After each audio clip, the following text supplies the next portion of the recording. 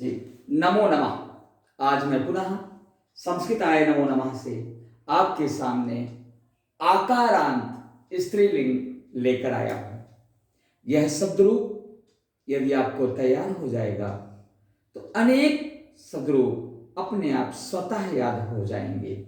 आकारांत स्त्रीलिंग, अभी तक हमने आपको पुल्लिंग बताया, पुल्लिंग अकारांत, इकारांत, उकारांत। अब मैं स्त्रीलिंग में आपको आकारांत, इकारांत, इकारांत और इकारांत बताऊंगा। आप देखें, सबसे पहले आकारांत स्त्रीलिंग। आकारांत स्त्रीलिंगम, आकारांत क्या है?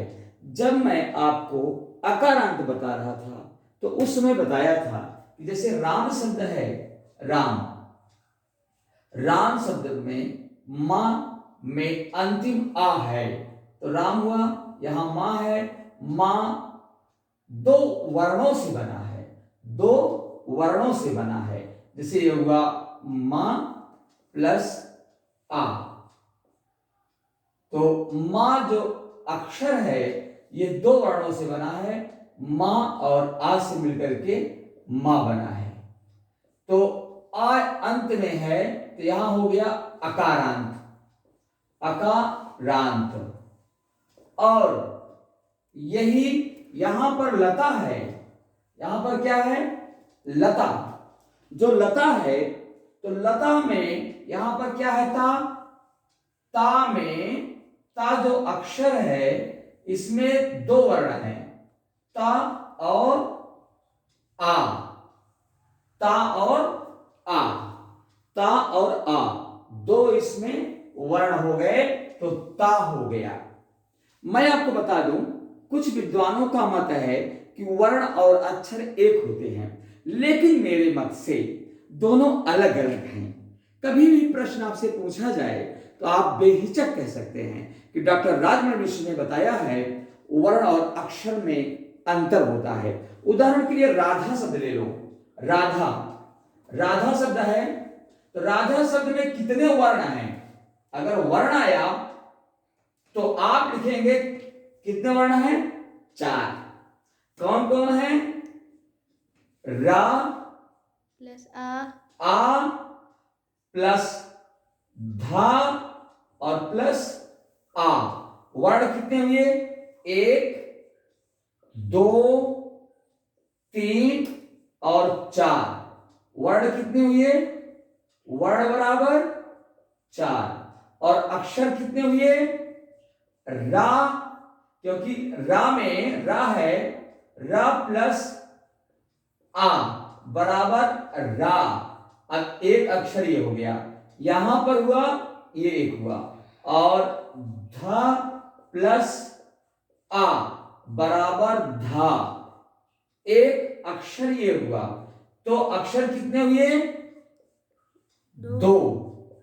और वर्ण कितने हुए? 4।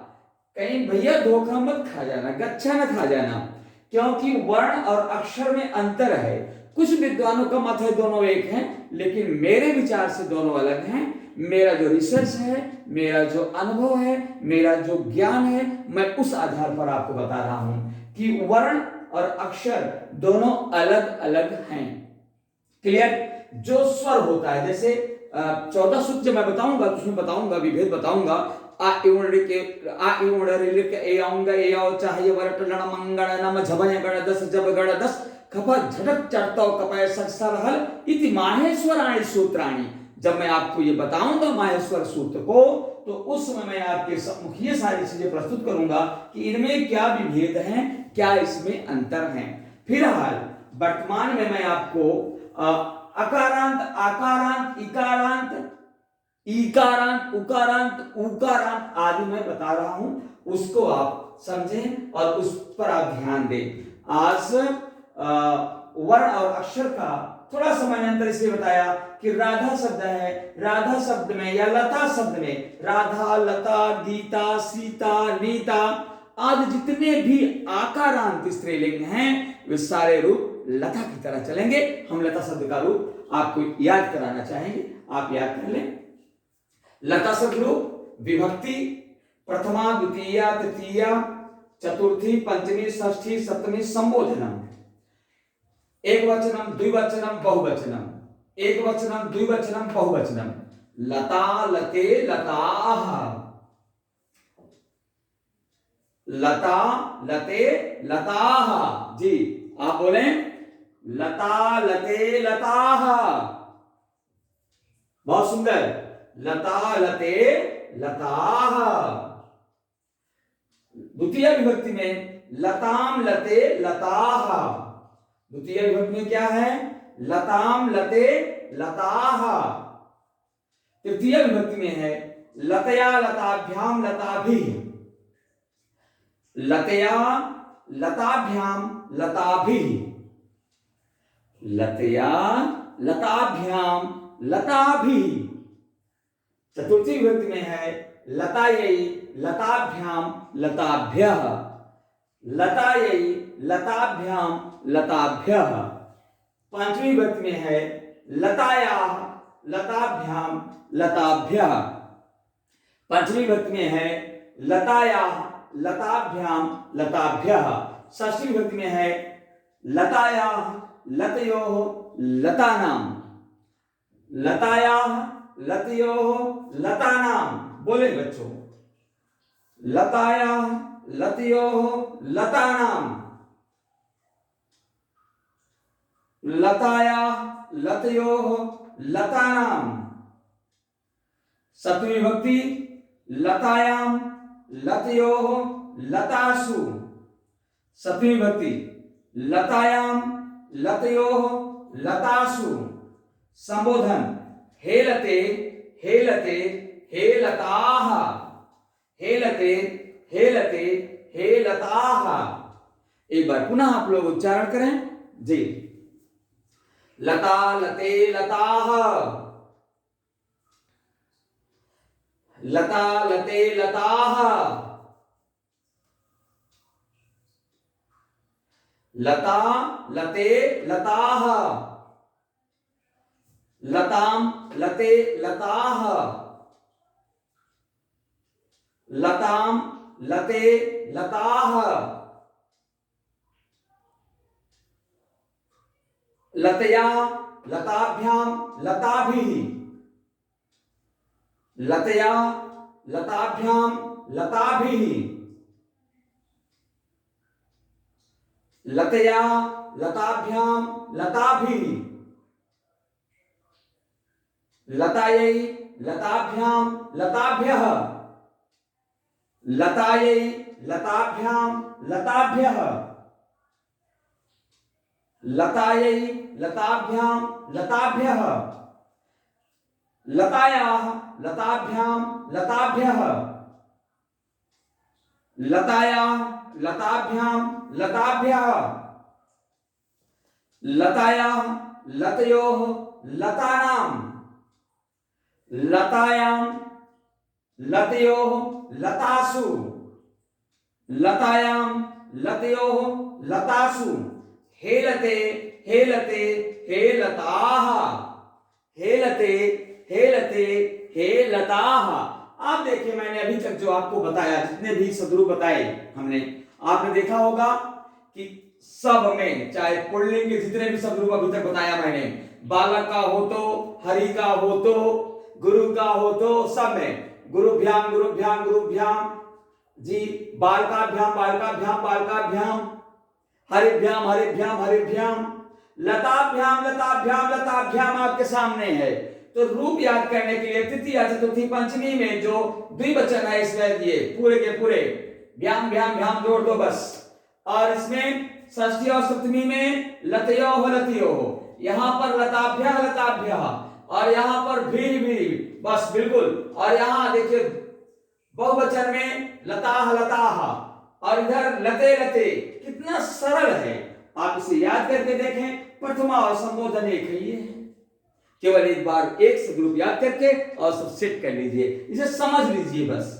मैं सदैव कहता हूं कि संस्कृत और मैथ वन टाइम इन्वेस्टमेंट, एक बार आप पुनः देखिए मेरे शब्द रूपों को।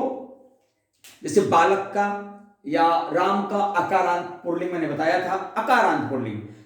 तो बालकः बालको बालकाः, बालकः बालको बालकाः, बालकं बालको बालकान्, बालकेन बालकाभ्यां बालकैः, बालकाय बालकाभ्यां बालकेभ्यः, बालकात् बालकाभ्यां बालकेभ्यः, बालकस्य बालकयोः बालकानां, बालके बालकयोः बालकेषु, हे बालक, हे बालको, हे बालकाः।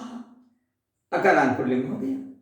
इसके बाद ईकारांत, हरि हरि हरयः, हरिम हरि हरीन्, हरिणा हरिभ्याम हरिभिः, हरे हरिभ्याम हरिभ्यः, हरे हरिभ्याम हरिभ्यः, हरे हरियो हरिणाम, हरो हरियो हरिषु, हे हरे हे हरि हे हरयः।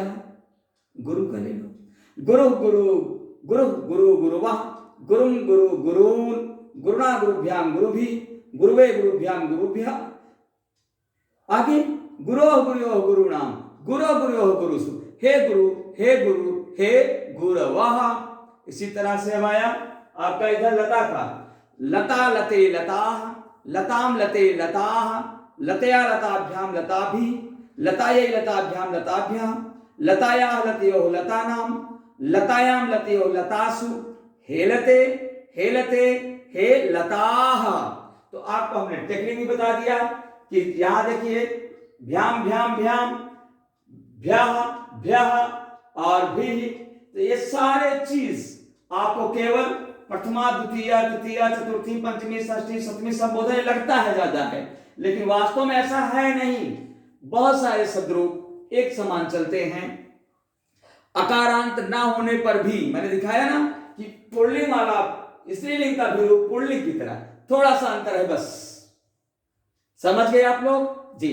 आशा करता हूं कि आप लोग याद कर लेंगे। मेरी अगली वीडियो देखने के लिए आप लोग मुझे लाइक और सब्सक्राइब अवश्य करें, जिससे कि मैं उत्साहित होकर के आप लोगों के लिए और अन्य वीडियो बनाता रहूं। एक चीज और ध्यान रखिए आप लोग, जो मैंने यहां पर बताया है वर्ण और अक्षर का अंतर, वर्ण और अक्षर ज्ञान का अंतर, इसका बहुत लोग विरोध करते हैं, लेकिन आप उनके विरोध और झांसे में मत आइएगा। कभी भी हिंदी का अगर प्रश्न हुआ या कभी भी प्रश्न आया और ये दोनों प्रश्न आए, तो आपको इस तरह से अगर विन्यास रहेगा तो आपको वर्ण 4 और अक्षर 2 ही लिखना पड़ेगा अगर आपको सही उत्तर देना होगा विकल्प का। तो वैसे बोलने के लिए आप बोलते रहिए अपने ढंग से, आप सबका जीवन है अपना, लेकिन ज्ञानार्जन करने के लिए, सही उत्तर देने के लिए यह ज्ञान भी जरूरी है। मैं जिस समय 14 सूत्रों को बताऊंगा महर्षि पाणिनि के माहेश्वर सूत्र को, उस दिन मैं इस पर विशेष चर्चा करूंगा। नमो नमः।